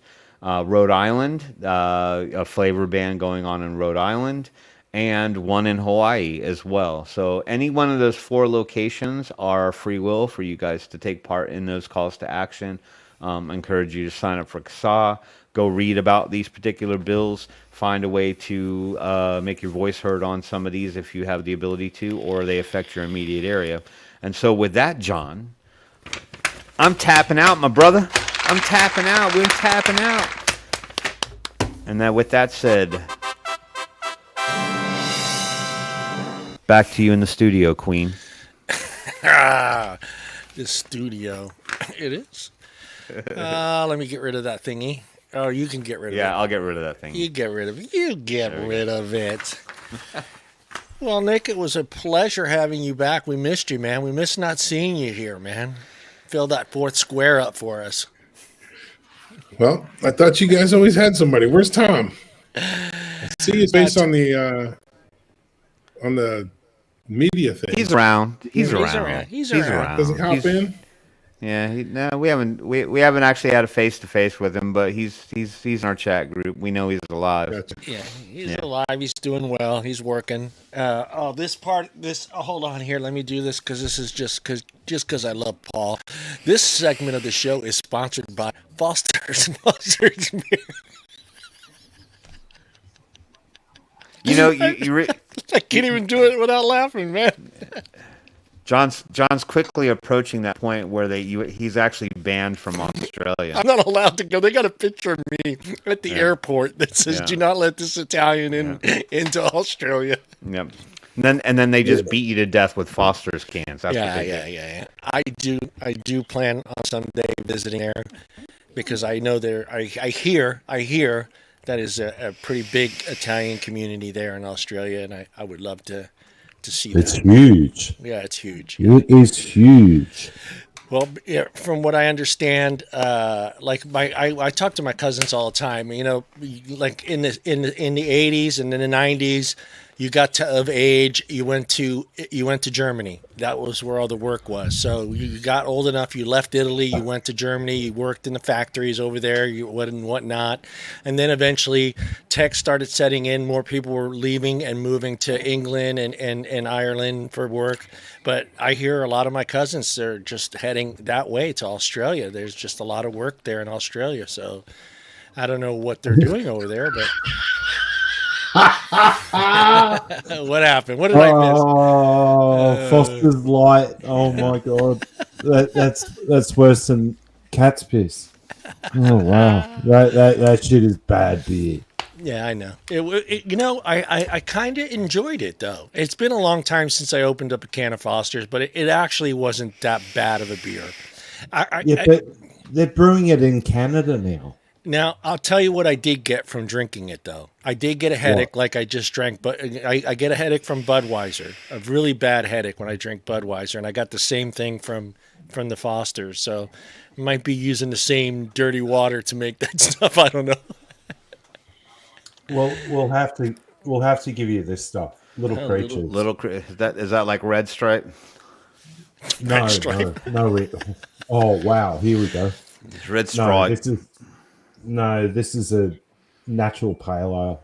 No Okay. chemicals in it. Yeah, it's really good. Well, what is Nick's drink of choice? What is your go-to drink when you go into a bar? What does Nick order? Dirty martini. Dirty martini. Ooh, Nick looks like a martini guy, doesn't Yeah. Shaken not he? stirred. Like the sword through the olive and everything. Yeah. extra like 2 olives or 1. No, if I go into a bar, that's what I get. I like boat drinks, apple crown, peach crown with a little bit of iced tea. Now I don't you're like talking. beer. Beer gets me hammered.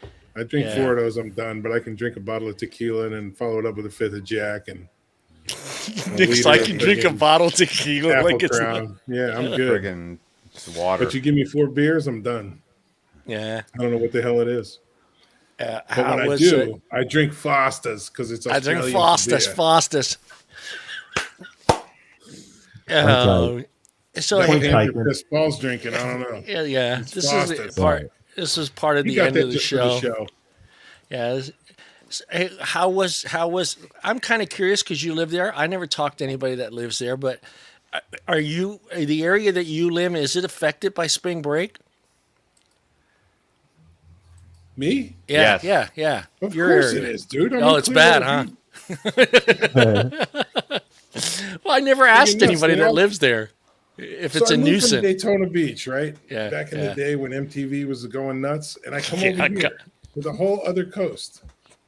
Yeah. Well, they're all friggin' here now. Yeah. Because all the Finally old out. places lost the trendy vibes, and now they go to Yeah, new places. yeah.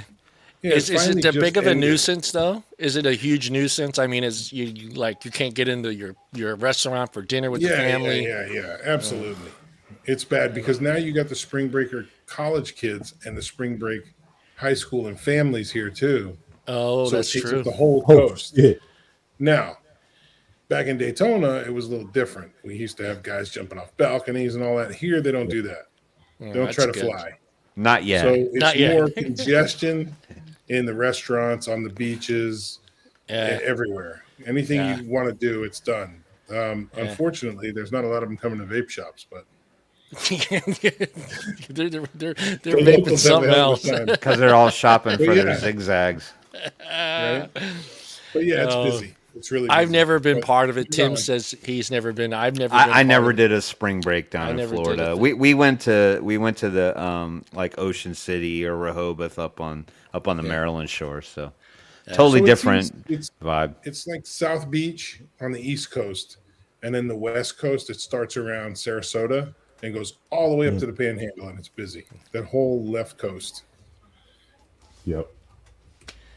Yeah, no, I never got to. I mean, I know like if it would have stayed in Philly, everybody went to Jersey, went to Atlantic City. That was like their spring break. I was never old enough. Yeah, the New Jersey Shore. I never was old enough to do that. We went with the family. We stayed, a week on the boardwalk and stuff. But that was, Right. mom and dad.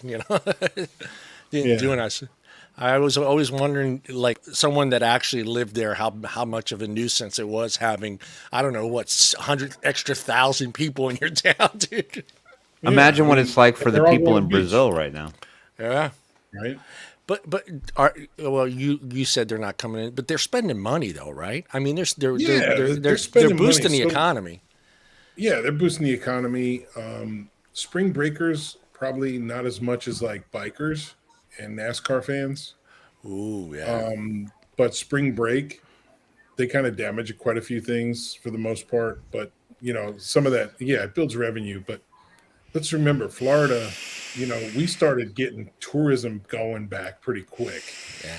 The crazy thing is they didn't friggin' leave. Like they're Some of them living don't here now. So it's like they came here and they said, "The hell with it! I'm selling my house." Or, I know I have friends that had had offices in Manhattan and stuff where they're working. They came down here during COVID, and now they work remotely. And they're like, "Well, shit! I'm just going to sell my house. Just staying. And I'm staying." So That works. and the house is here.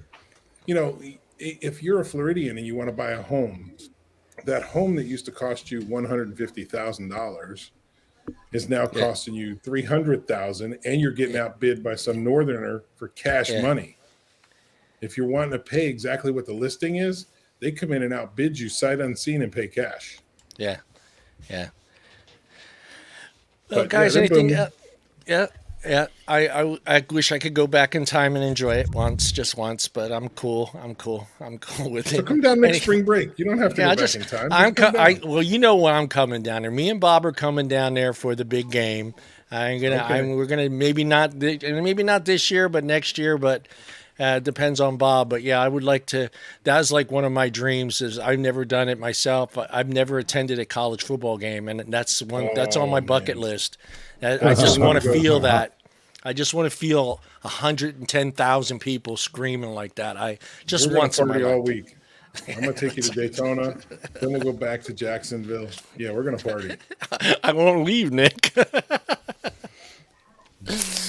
All right, guys. Anything else before we head on out of here? Timmy, Paul. No, just keep fighting, man. Fight for your right. Don't lay down. If you see any calls to action coming through on your inbox, sign up for CASA.